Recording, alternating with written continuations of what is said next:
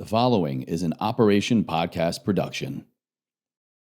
But I grew up in a lot of chaos, a lot of abuse, both physical and verbal. I have a parent that was an addict, and I have another parent that is a narcissist. I don't think I had the terminology at the time to understand the behavior.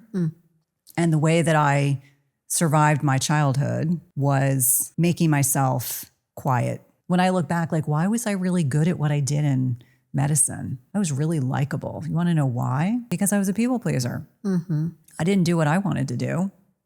I just did what they wanted me to do. You did what you were told. Correct. And I said, that's just not a way to be. In 2019, I had a ruptured appendix, which is a pretty routine thing. Turned into a hell of a lot more than that. 13 days in the hospital, lost 15 pounds, almost died. And I always say, like, that was the start of a different person. Like, who I was before that time versus now, I don't even recognize her. And then also sharing more about my story, because people see from the outside, they're like, oh, I assume a lot. I'm sometimes humored by what my podcast guests or people on social media will assume about me. Like, as I start peeling the onion back, people are like, oh, you're far more relatable. And so I've found that as I stopped protecting people in my life that had abused me sexually and otherwise, it started allowing me to connect with people in a way that I didn't fully understand or appreciate, but I can now retrospectively look back and you're like, yeah, this is the way things were designed. Are you ready for a wild ride? I'm Alexis Artin, and I invite you to strap in, because this is more than a podcast. This is Look at Me Now. Hello, everybody, and welcome back to another episode of Look at Me Now. And congratulations, you are getting the tail end of me having the gnarliest bronchitis, or I don't know what this was. So it's going to sound a little stuffy, a little, I don't know what. I mean, hopefully it sounds good and not just, I need to turn this off. But I'm so honored to be back in the studio. Time is a weird thing in podcasting because, when we record is often very far away from when it airs, at least in my show's case it is. And so this is my first show of the new year of 2026, which may be dating it, but here we are. And I feel like, 2025 was the year of the snake and shedding, and 2026 is the year of the horse. And I feel like we've just unloaded everything, and now we're getting on this horse and ready to ride. And I feel like the first guest of the year is setting the tone for that. And I feel like we have the perfect guest here. This is Cynthia Thurlow. I'm bringing her into the studio before I even announce her. Hi, Cynthia. Hi, nice to be here. Thank you so much for being here. And I'm bringing you into the room before I announce you because I want it to actually be a conversation of this is who you are and this is what you embody and what I feel so strongly about having you as a guest for, because we are both women. We are both mothers of boys, married to sturdy partners with dogs. We both have a really strong investment in and commitment to the health and well-being, the holistic health and well-being of women. We both have had our own medical crises that we've come back from. We both have a very strong centrifugal force of understanding and serving women in various eras of their life, but particularly, as someone who is now in medical induced menopause, you work with women specifically around that. I mean, in other ways as well, but there's just so much in common. And I feel like we share so much common ground and passion and purpose. There's so much that I could say about you. I mean, she's a podcaster and she is a groundbreaking TEDx speaker, and she is a renowned, really in demand nurse practitioner. The list goes on and on. But I just want to bring you into the room with that. So hello, Cynthia. Thank you for being here. No, I've been so looking forward to this conversation. It's an honor to be here. Thank you so much. Yeah, there's so much that you're doing now, but as is the theme with this podcast, it never starts there, right? We always go back because none of us especially people that are doing the kind of work that you're doing or we're doing, we come by it so honestly. It's never a cakewalk into work of this deep of a purpose. And so as we do on this podcast, I would love for you to like walk us all the way back, walk us back to the roots, the seeds that had to sprout and grow through insurmountable odds in order to become the oak that it is now. Yeah. I mean, I think for so many of us, our story is what we think is normal. And when I reflect back on my childhood, and I was very fortunate that I had a wonderful extended family that provided the support that I needed growing up. But I had parents, and I'm the first person to say this, I wouldn't be who I am today if I didn't have the parents that I have. I feel like I have to explain, my father is no longer alive, but my mother is alive. They made me or helped me imbibe into the person that I am today. But I grew up in a lot of chaos, a lot of abuse, both physical and verbal. I have a parent that was an addict, and I have another parent that is a narcissist. I don't think I had the terminology at the time to understand the behavior. And the way that I survived my childhood was making myself quiet and just being very observant. You hear the terminology of people that can read a room. That would be me. Because when I would come home from school, or if I was at home, if I was a good girl, got good grades, had good friends, they left me alone. And so most of my childhood, I was kind of conditioned to be small and quiet and compliant and the good girl. And so that was how I kind of started my childhood into my young adulthood. Went off to college with the intention of going to law school until I figured out that wasn't what I wanted to do. And so it was like throughout the beginning of my lifetime into my young adulthood, it was this constant wanting to please others, being a people pleaser. I realized that if I was pleasing others, then I could deflect attention to, dealing with my own stuff. And one of my college roommates looked at me one time and said, I really think you need to see a therapist. Now that's a real friend, right? A real friend says that to their friend, because I had such maladaptive patterns with dating and boys and not understanding how to be treated. And so, what you grow up in, you recreate for yourself. So what were the patterns that I had with some of my first boyfriends? Physical and emotional abuse, because I thought that was normal. How men treated women. Correct. Because I hadn't had anything modeled that was healthy. And so, I started therapy in my 20s. I credit that with the awareness around my own behaviors, to be able to start making changes, to be able to start using my voice, to be able to articulate what I wanted as opposed to what my parents wanted me to do. And so I always say, my life really is a series of decisions that are the paths less traveled, meaning what was expected of me to do was I was going to go to undergrad, I was going to go to law school, I was going to be a corporate attorney, and I did something completely different. I went a totally different direction. I ended up in medicine, which was one of the best decisions I could have ever made.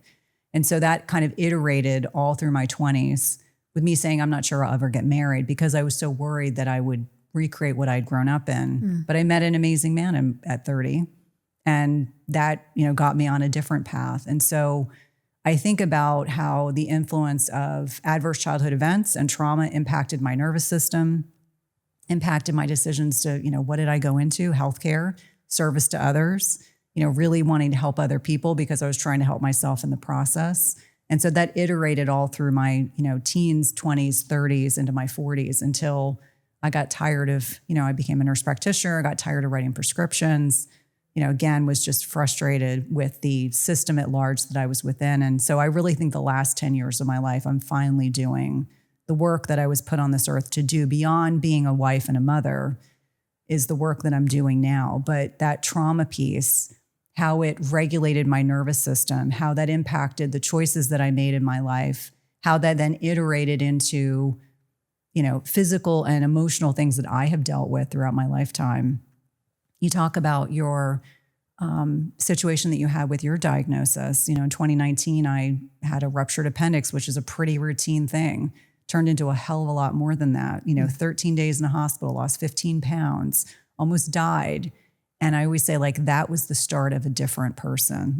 Who I was before that time versus now, I don't even recognize her. So really it's been the last 7 years of my life, really getting clear and intentional about who I serve, what I'm doing, and then also sharing more about my story, because people see from the outside, they're like, oh, I assume a lot. I'm sometimes humored by what my podcast guests or people on social media will assume about me. They assume I grew up a certain way.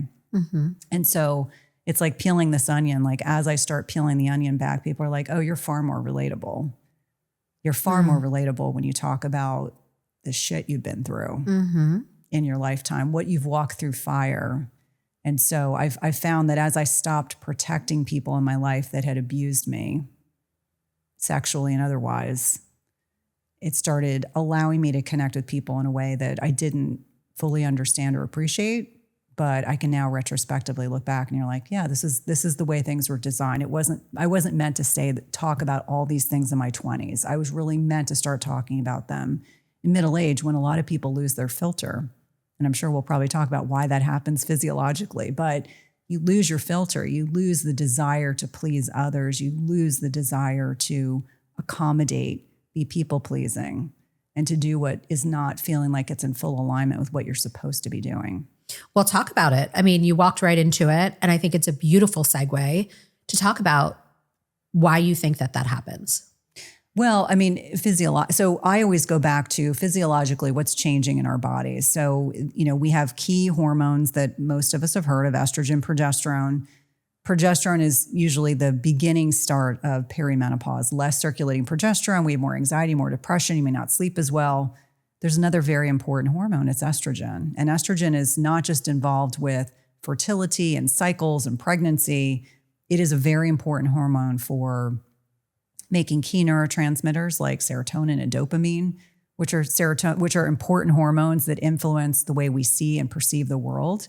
But as estrogen is changing, we start becoming less accommodating. Estrogen is that bonding hormone. It's the hormone, if you think about it, where in your menstrual cycle estrogen predominates. That's generally what is encouraging us to be more sexually influenced, more interested, more intimacy. And so as estrogen is leaving, all of a sudden people are like, oh, I have less, I'm in my mid to late perimenopause years, or I'm in menopause and I don't have a filter anymore. I don't really care what people think. Suddenly I found my voice. Suddenly I'm no longer doing things for other people. I'm doing it for myself.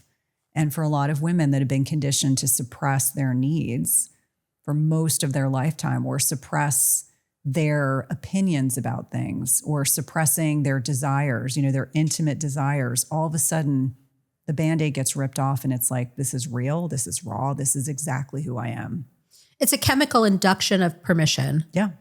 And, it's funny, recently I found myself saying more often, as a 47-year-old woman, mother of 2 children, I have heard this phrase throughout my life, but I'm starting to understand it in a new way, which is, and I don't agree with it because there's like a negative connotation to the phrase, but like youth is wasted on the young, which is just to say that it's sort of that concept of like, God, I wish I knew then what I know now. Mm-hmm. And especially when we're talking about women and we're talking about our conditioning, yes, in an abusive household, absolutely, especially all the dynamics and styles and types of abuse that you're discussing in your personal story, but just women in general, the conditioning to people please, the conditioning to be subordinate, and how we aren't empowered into using our voice and speaking our truth and not having a filter and all of those things. So to sort of later in life have not just the emotional maturity, or maybe have gone through therapy or something like that, where we go, oh, wait, I actually can use my voice. I get to use my voice. That's empowerment. But to then have that chemical support of like, yes, you can, and you get to, and I'm even going to double down on that. I'm going to support you in that.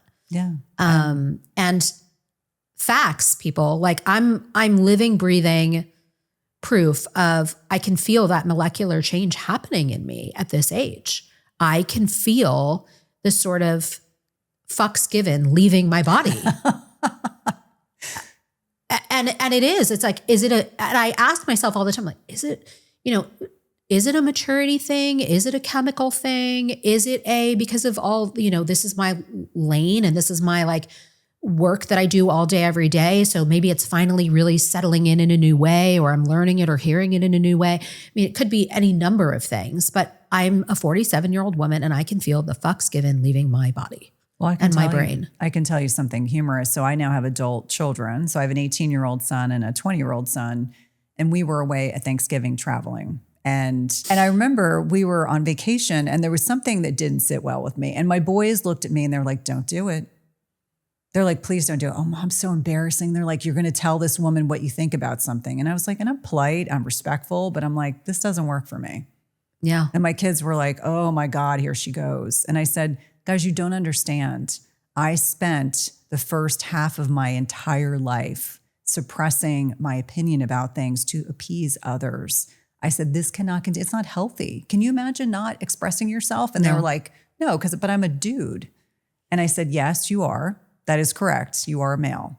But can you imagine this is how most women are conditioned to just shut up and go along with the status quo and not express themselves and to just be, in many instances, to be complacent. I don't in any way want people to feel like they can't be themselves. But when I look back, like, why was I really good at what I did in medicine? I was really likable. You want to know why? Because I was a people pleaser. Mm-hmm. I didn't do what I wanted to do. I just did what they wanted me to do. You did what you were told. Correct. And I said, that's just not a way to be. So what's interesting to me and relevant to our conversation is when I found that voice, it changed my relationship with my parents. The boundaries that I needed to have, the stronger boundaries that I needed to have, happened. And they didn't know what to do with that. I mean, they've been divorced for a long time. They're not married, but both of them would say, I just think it's wrong that you're choosing not to have a relationship with me or come to a holiday or do an event. And I said, I'm doing this for me. It's not healthy for me to be around you right now, or it's not healthy to have to spend this much time with you. I'll give you an example. My brother and I, who I have a great relationship with, my sister-in-law was organizing a trip and she wanted my family and her family to go on this trip and take my mother and my stepfather. And I had a long conversation with my therapist. I had a long conversation with I have an aunt who's like the mother I never had and a cousin who's like the sister I never had. And we were all in agreement. This is not going to be healthy for you. 2 weeks with your mother is not going to be healthy for you. And so I declined this trip and my brother was kind of like, thanks. Now, I'm going to have to deal with Mom for 2 weeks. And I said, you know what? More power to you. If you guys want to do it, that's great. This is your choice, but that's not my choice.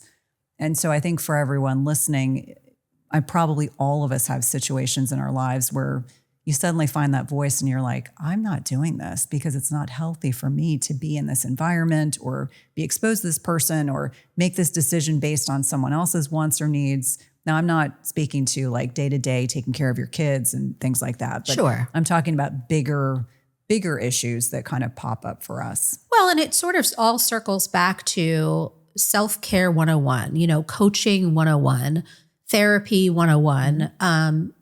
For people that fly on airplanes, you got to put your own oxygen mask on first. It's cliche, but cliches exist for a reason. It's because they circle a core truth, which is it's sort of the thing. If you don't have your health, you don't have anything, right? If you can't take care of yourself, how are you actually going to be able to fully take care of others?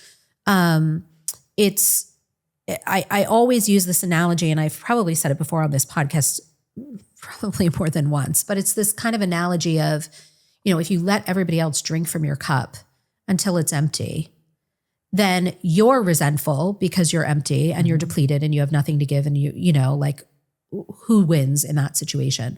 But then on top of that, everybody else is resentful because, hey, where's the water that I need to drink from your cup? And nobody wins in that scenario. But if we are full and overflowing and we have all of our needs met, and then everybody else just gets to continuously drink from the overflow, that's a win-win situation. And so people act like it's selfish to put themselves first, to set healthy boundaries, to take care of themselves, when in essence, it's a necessity. Like, human beings are designed to be selfish people. That is the actual design. If we're not selfish, we die. We're animals, predator, prey.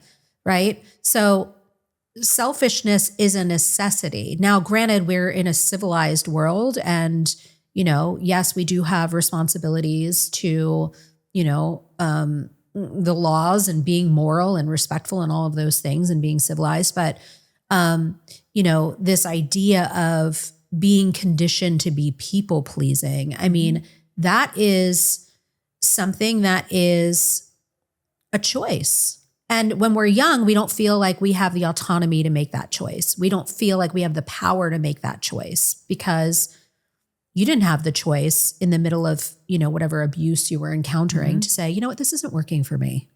Well, and it becomes an adaptive way of existing within your environment. I mean, that's how I perceive it. I mean, not every person who experiences abuse necessarily becomes a people pleaser, but my nervous system had to regulate itself in such a way that was how I found calm in an otherwise not very calm environment. Everybody has to create a coping strategy. We are all, again, as humans, we adapt to our environment. And that adaptation looks different for everybody. Correct. And shapes their nervous system and their physical bodies differently from a somatic standpoint. Absolutely. And their belief systems and thereby like their habits and their patterns. But what's so great is kind of going back to this idea of personal responsibility and self-care is that we get to make those choices. We get to make the choice to say, this is what works for me now, regardless of what I've done in the past. And this is what's going to work for me moving forward. And it's not about you anymore, other person or other people. This is about me and restoring what's whole about me and protecting that first and foremost and above everything else. Well, and I think a lot of people need sometimes to be given permission to do that. I still have girlfriends that 1,000%. I'm in my 50s now, and I can tell you I have girlfriends that still struggle with that. They probably will struggle with that for the rest of their lives. And I always say, like, I will always be in some form of therapy probably for the rest of my life. But that's what I need to do for myself, because that self-evolution is so critically important to me. I think that I'm not the same person I was 18 months ago. And I look at that as that's a litmus test for growth, like why growth is so important to me personally, why I think that a lot of the topics I talk about on stage or on a podcast or with my patients are things that I'm actively doing. I'm like, I can't pretend that my trajectory of my life was perfect, but it was perfect because I'm exactly where I need to be. Yes. Like, that's why I always say, like, the gift of having a less than ideal childhood was that I had the ability to change the way that I was choosing to be married and the way that my children grew up. And my kids know, like, they're now adults. We talk very openly about, well, the PG versions of the way that I grew up, because I feel like there are things they don't need to worry about or deal with.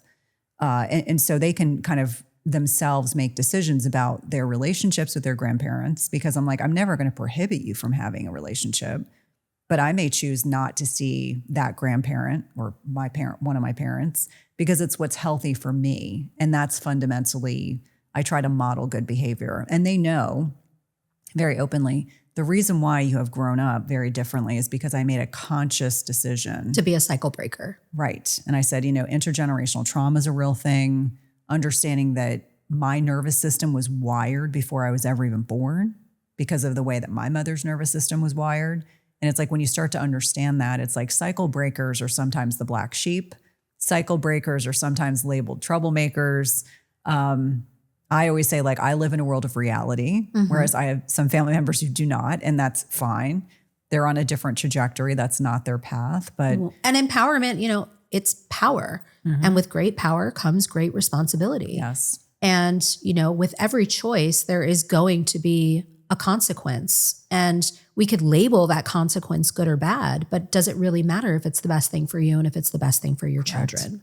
Correct. And, this is epigenetics is a real thing. We are rewiring in real time your experience and the experience of the people that will come after you. Yeah. That's a great responsibility. Do you want to know one of the coolest things is I can look at my adult children, and especially my 20-year-old, because he's now a sophomore in college. So he's been out of the house with a umbilical cord because we're paying his way. He's been out of the house for, over a year and a half. the decisions he makes about relationships, the decisions he makes about friendships, the decisions he makes, I mean, he is leaps and bounds so much more mature than I was at 20. And I always say to him, like, the greatest gift, like, this is the work that I was meant to do, is to make sure you and your brother have a very different foundation. Like, can you imagine how much different my life would have been if I had that degree of maturity at 20? And I always say, like, my path was different, but I can look at him and say, gosh, it's great to know. But it was worth it that Correct. it led you to being able Correct. to create that for him. Correct. And his brother, and even my husband. Like, I think back, and I don't know, if listeners can relate to this, but growing up in a house where there was a lot of yelling and screaming and physical and emotional violence, my house is so quiet. Mm-hmm. Even though I had, as my boys were growing up, 3 dogs, 2 boys, we have a pretty quiet house.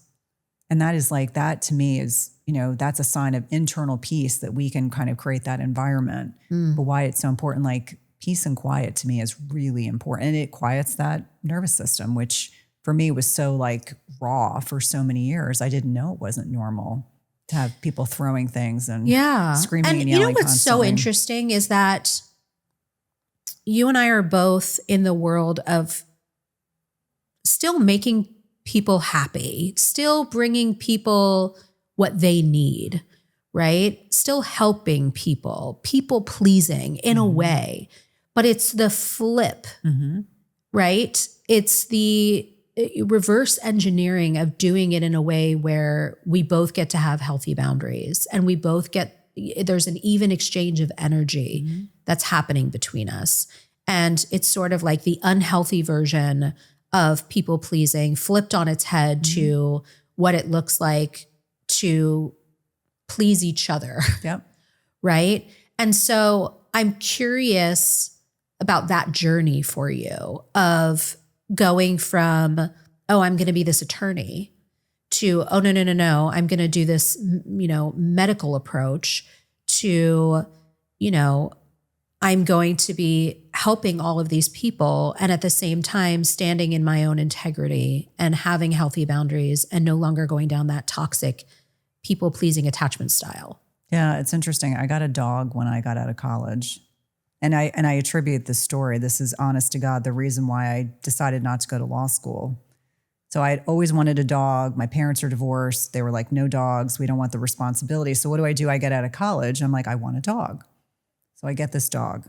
That dog changed my life because I started to realize I was far more interested in medical things. Like, I come from a family, a lot of people that are physicians, nurses, people that were, vested in the healthcare industry. So I automatically rejected that growing up. I was like, I don't want to do that.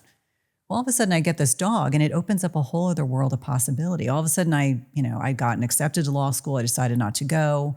All of a sudden I went back to undergrad to take pre-med classes. All the while, like, this little dog was what got me so interested. I thought initially I was going to become a vet, till I realized I'm terribly allergic to cats. Oh. And so I was like, that idea, That's not going to work. And I'm not a very big person. So doing like big animal medicine wasn't of interest, or exotics. And so I was like, well, maybe human medicine is what I'm interested in.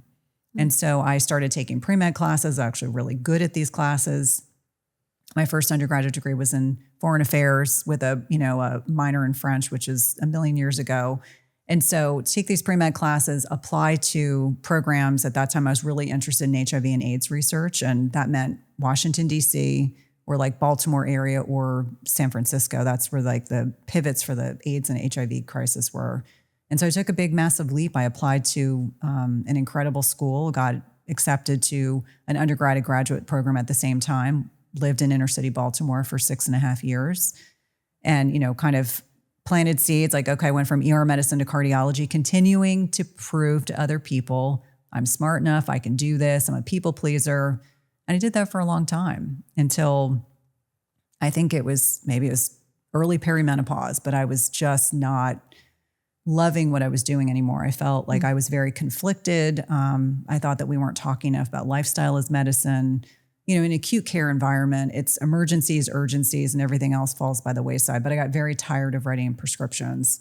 And so I took this massive leap of faith. And in fact, I came home one day from work and said to my husband, I can't do this anymore. And he was like, what do you mean?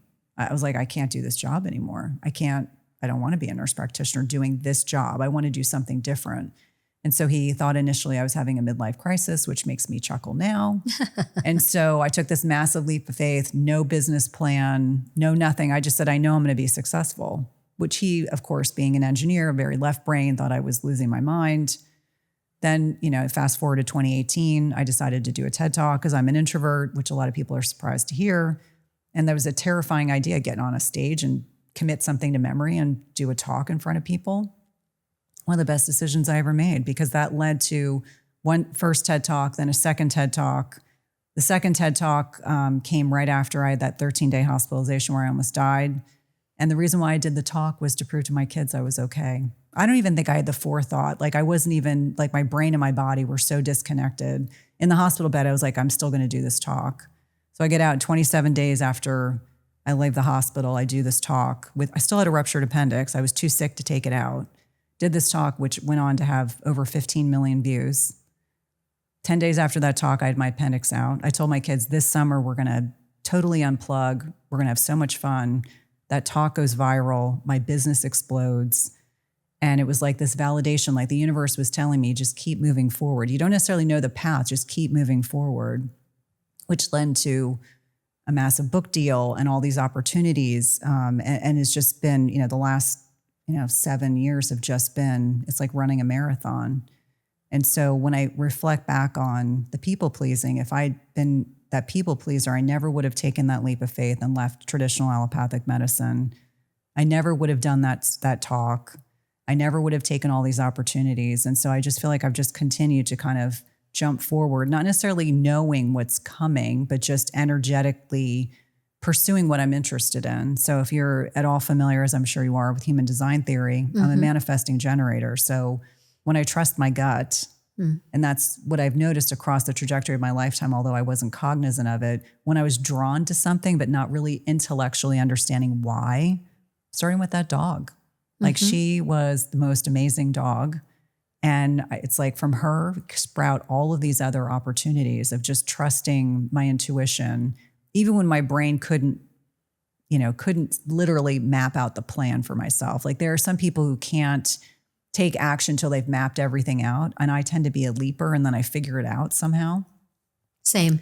And so that has been the trajectory of the last, 10 plus years for me, largely of just kind of leaping and then thinking I'll figure it out, like trusting myself enough to know that. I think you just hit the hammer on the nail, on the head, and I'm highlighting that, like I'm double clicking on that, especially for,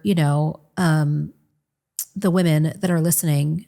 I mean, for everybody really, but particularly women, because I feel like there is a unconscious conditioning for us not to listen to our intuition, to tune out our intuition, because we should instead be polite and we should instead do as we're told. And we should, all of those, there's a million reasons, right, as to why. But we are really not taught to listen to our intuition. We're taught to listen to anything else. And really what we're being taught inside of that is not to trust ourselves, not to listen to ourselves, and certainly not to trust ourselves. And it doesn't take us down the road less traveled. It takes us down the quote unquote safe path, or what we're told is the safe path. And it's not our path. No. And I think what you are speaking to is such a crucial truth, that what keeps so many people in suffering is that they aren't listening to their truth. Yeah. They aren't honoring and trusting themselves with their own inner knowing. Well, I can tell you personally, I needed to be reminded of that myself. And I'm quite sure that's probably, I know that's why I got sick. I mean, that's really what I believe deep, deep, deep down is that, yes, I have a cancer history in my family. Yes, I have a genetic mutation, an MSH2 gene or whatever. Yes, I live in smoggy Southern California, whatever, right? I mean, yes to all of those things. And I still believe that there was a deep emotional component to my dis-ease, my disease. Yeah. I mean, and I'm sure you can relate to that. And absolutely. I mean, I think that when I look at the person before February of 2019, when I got sick, because I was in the hospital till March 2nd, I'm like, I don't recognize that person. I wasn't living. I thought I was living in my truth, and I thought I was being conscientious about following the right path. But I mean, it was like, it's almost like the universe, God, whatever you believe in, was forcing me to level up, to forcing me to step into a larger version of myself, because no one would have questioned me if I decided not to do that second TED Talk. They would have said, oh, of course you don't want to. You were so sick. You know, you lost all this weight. You could barely get off the couch. You could barely pull yourself together to pull a talk together to even execute. And yet it was like, it was forcing me to kind of take my journey and demonstrate to others you can go through tough stuff and come out and be a stronger version of yourself. I mean, showing my kids like that, I can tell you something, I've never watched that talk from beginning to end because it's too painful. Because I can now retrospectively say my brain and my body were so disconnected. But now I look at it and I'm like, oh my gosh, you had no idea what had just happened. Like your brain had not processed the trauma of being hospitalized. And what's a sad fact is so many people are still walking around like that on a daily basis. Their brain and their body are not connected. They are carrying and holding so much story between their brain and their body. They are disconnected, disembodied as a survival strategy, as a coping mechanism. Dissociating. It is an epidemic like any other. We are in a louder than ever environment. We are in constant contact, more than we've ever been as a society, and yet we feel more alone. I mean, this is a really big topic of something that is, especially as a mother looking at the next generation coming up, something to be really, really concerned about. Yeah. Well, I think people, whether it's dissociation or just numbing ourselves, I think people have some of them are more maladaptive than others, let's be clear. Whether it's with food, with drugs, with alcohol, with exercise, with gambling, with porn, whatever it is, people have ways that they dissociate or they disconnect themselves from others, or they can't process from themselves uncomfortable feelings. I mean, that's the root of all evils, I think, in many ways, is not being able to process uncomfortable feelings. And that seems very trite and overly simplistic, but I truly believe that is what drives. But everything in life really is that simplistic. The big, big, big ideas are the most simple ones. The most complicated ones. And I think that is something that I would love for you to speak on additionally, which is, how does that emotional component manifest physically, biologically, right? So like even in your case, right? You have your body literally go sideways on you, literally rupture, right? So if you're speaking to that from both like an Eastern Western perspective, what do you have to say about that retrospectively, knowing that it happened to you? Yeah. I mean, so we have two arms, well, we could say the multiple arms, but two main arms of the autonomic nervous system. So we have the sympathetic, I'm being chased by a rabid animal. We talk about fight, flight, flee, fawn, which is the dissociation. Other side is parasympathetic, rest and repose, digest and regress. I mean, that is this kind of calming, and it's designed to be a yin and yang. It's designed to be balanced. But in our modern day lifestyles, you have people that their sympathetic nervous system is overly activated. And whether you are cognizant of it or not, it's what, just traveling, traffic, stress, day-to-day stress. We're not necessarily being chased because we're going to be eaten, but our body it's that primitive. It doesn't recognize that kind of distress or stress any differently than, the day-to-day, I'm irritated with my spouse, or I'm mad at my kid, or I had an argument with a coworker, that kind of stress. And so we know over time, chronic stress can rewire our autonomic nervous system. And so for people that have experienced, whether it's little T trauma or big T trauma, back in the day, I learned about big T trauma, murder, rape, etc., suicide, the day-to-day traumas that we experience. And I don't use that word lightly. Emotional, physical abuse, sexual abuse, living in abject poverty and just being worried about being able to pay a bill, let alone survive. I mean, those kinds of real world things that can happen to people can rewire our autonomic nervous system to make us it can contribute to, we know, poor metabolic health, make us more likely to develop certain types of cancers, develop autoimmune conditions. And so women are 4 to 5 times more likely to develop autoimmune conditions, thinking about the mental health piece as well. And so it can literally, it's this epigenetics that we've kind of touched around. It can change our genes in ways that makes us more susceptible to illness. And so when I reflect back on that hospitalization, what was my main way of coping with stress was I would just swallow it, because that was what I was conditioned to do. And so was that a manifestation of feelings that I hadn't dealt with? Potentially. I could also make the argument I had been in Morocco the year before and picked up a nice friend that probably contributed to the appendicitis. With that being said, I think that you get whatever your patterns are. And my patterns were suck it up, suppress it, move forward. That happened in that instance too. Like there was a degree of dissociation when I was in the hospital. I can see that now, retrospectively. But at the time I felt like I was a blob just existing because I was so sick. Like when I say I was so sick, I almost died so sick. And that was very humbling. And then coming out from the aftermath, it was the trauma of the hospitalization, because there's nothing worse as a healthcare provider to be a patient because you know too much. And I had good care and I had terrible care. I mean, there was the dichotomy of that experience and going home and automatically plugging myself into doing that talk. So it's like I never really dealt with my stuff right then. You just kind of suppressed it. And my husband and I never had a conversation of like, oh my God, you almost died.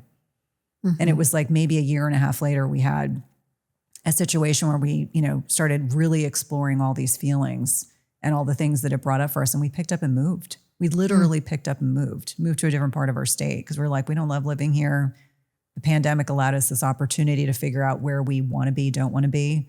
So when I think about how your autonomic nervous system gets wired for acute stress, which is adaptive, versus chronic stress, which becomes maladaptive, can lead to a lot of health issues, emotional health issues, physical health, emotional health, psychological health, can lead to all of those things. And yet we don't acknowledge how that works. We don't talk about it enough. We don't talk about it enough. No, I think that it's challenging sometimes to talk about things publicly. Like, what were you really thinking while you were lying in a hospital bed? I was like, I hope I don't die.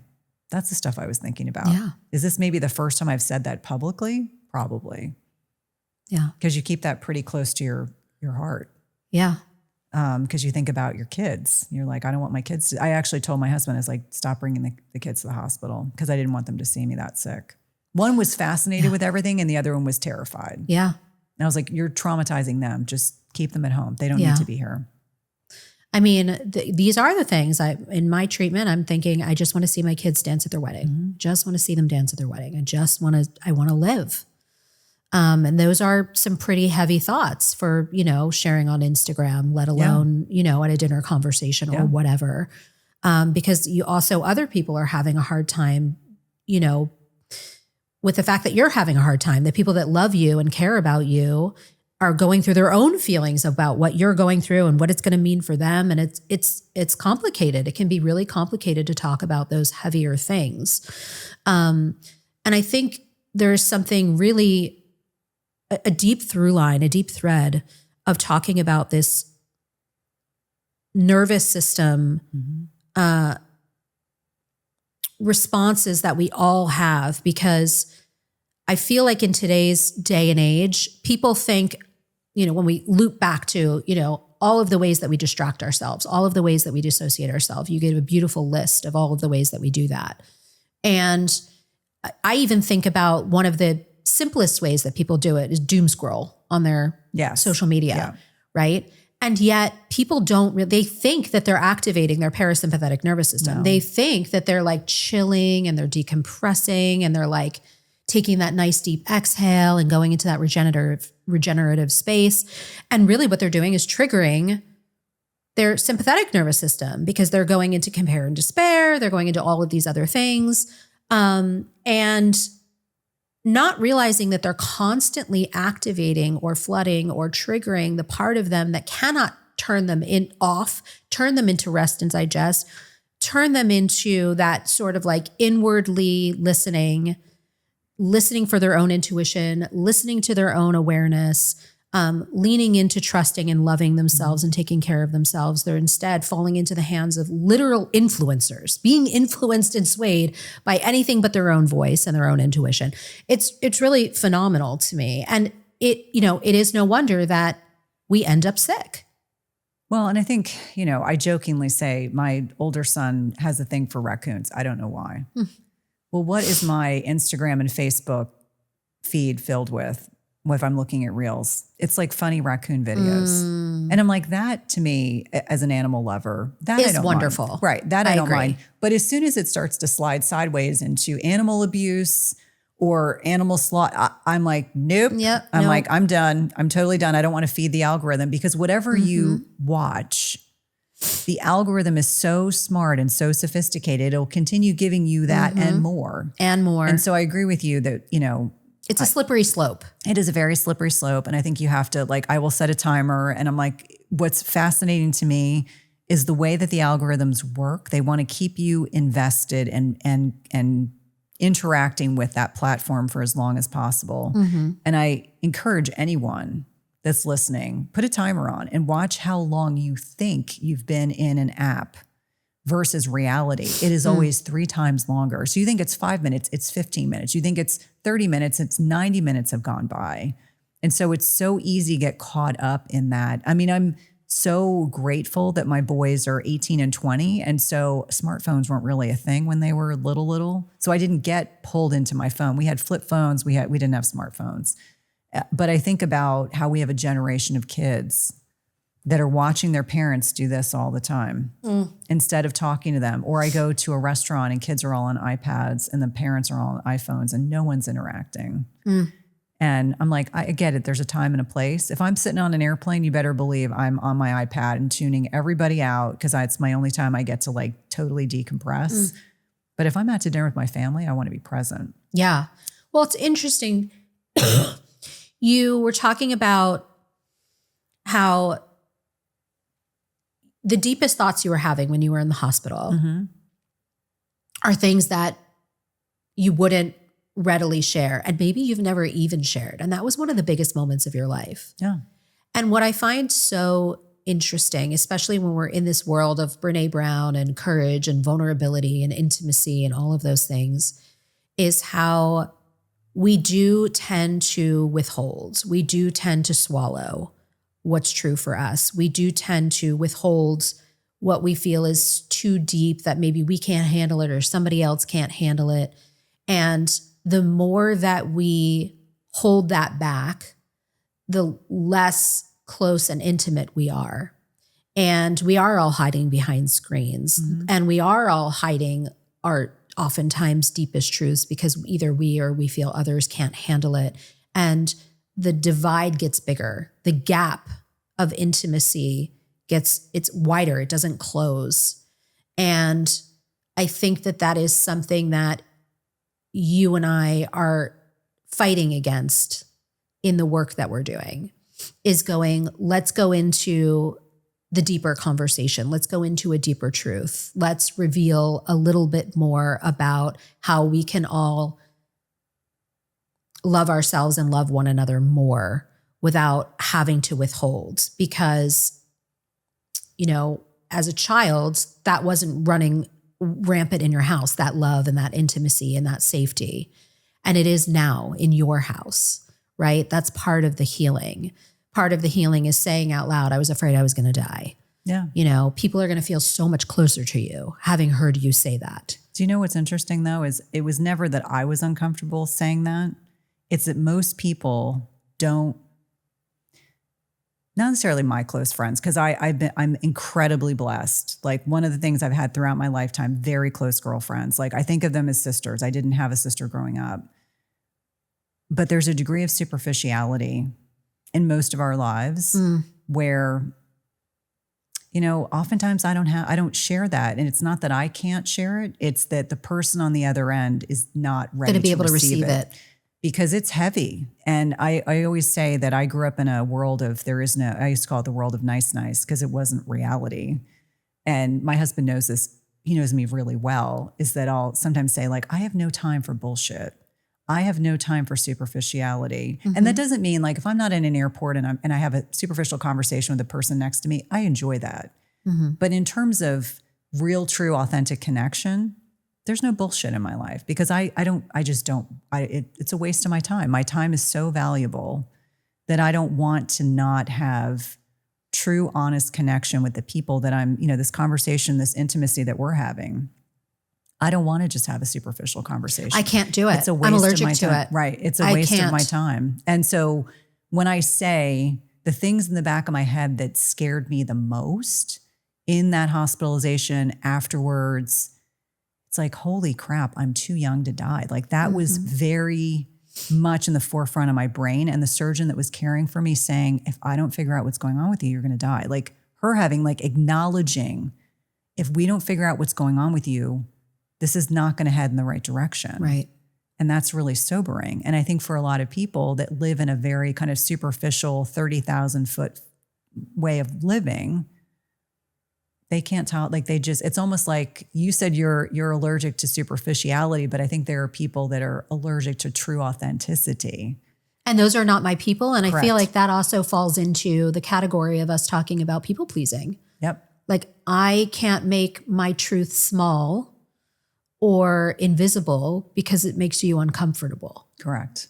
And I think there are a lot of people that will resonate with that as you get older, you lose your filter.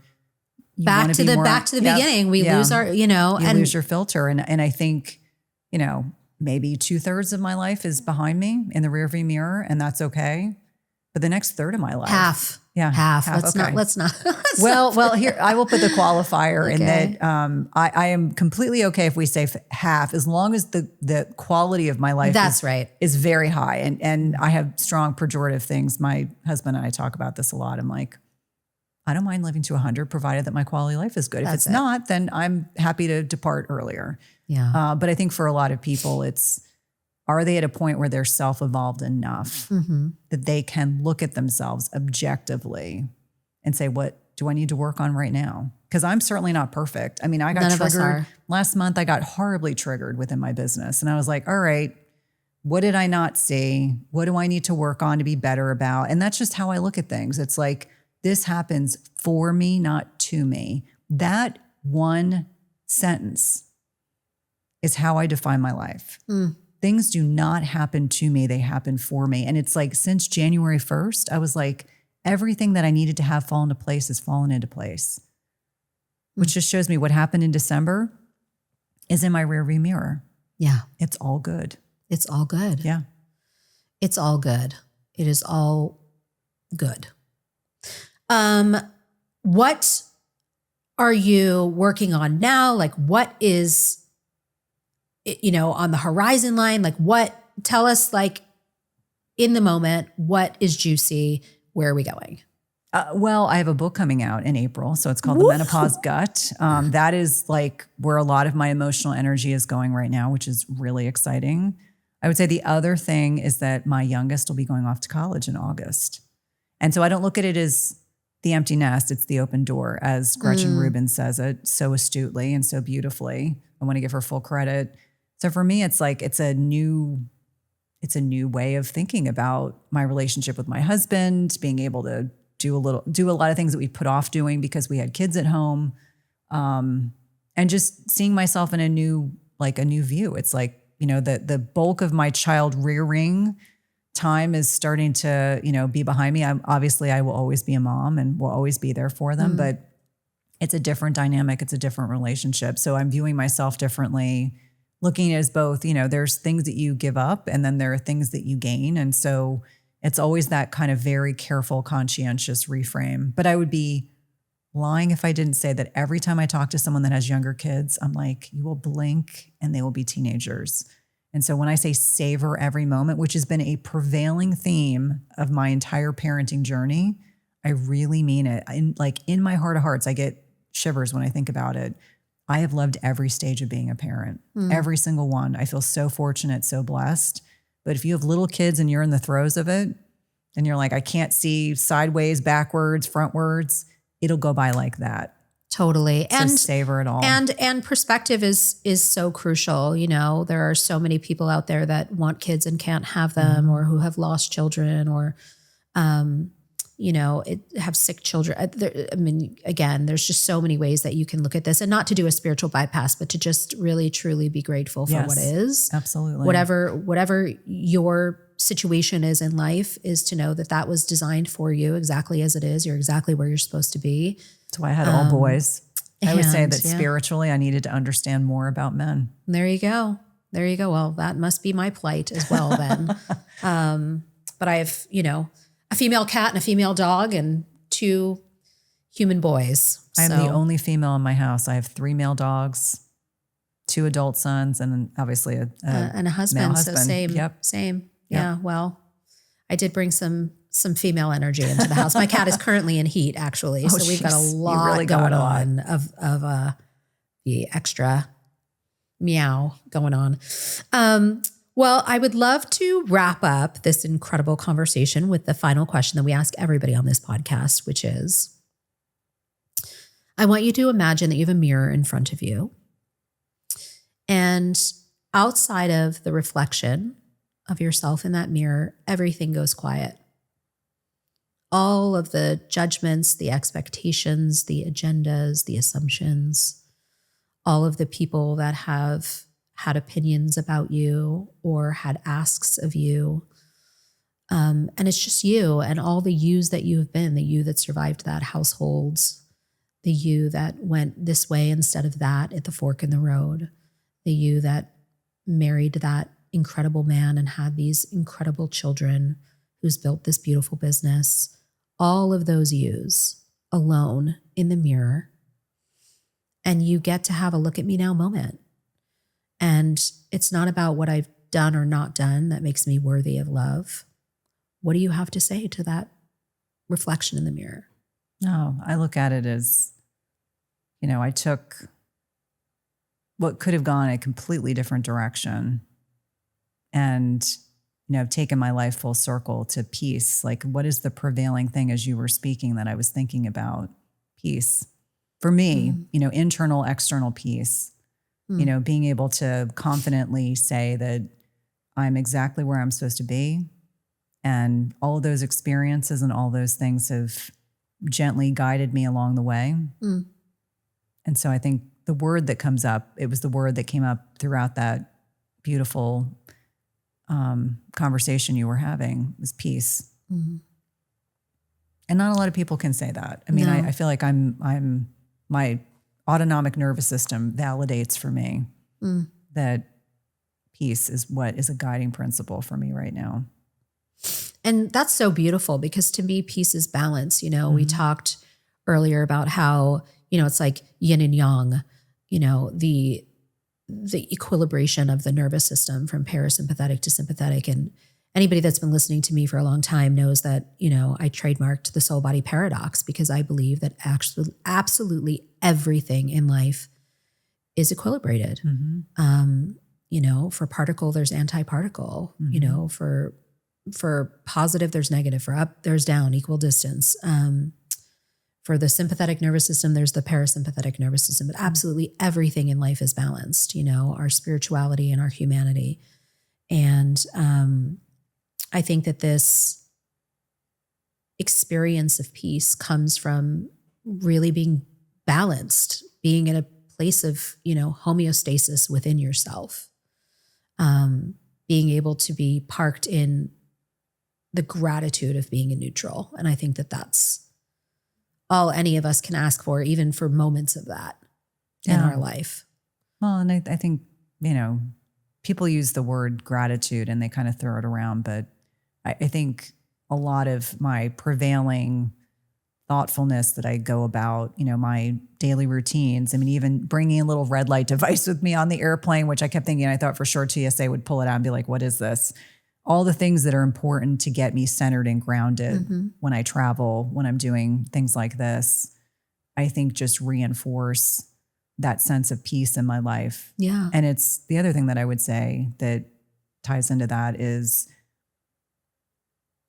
if something in my life is not a hell yes, it's a hell no. There's no in between. If I can't make a decision, I'm like, then it's a no. Yeah, that's something that a mentor of ours used to talk about a lot. And gratitude to me is just love.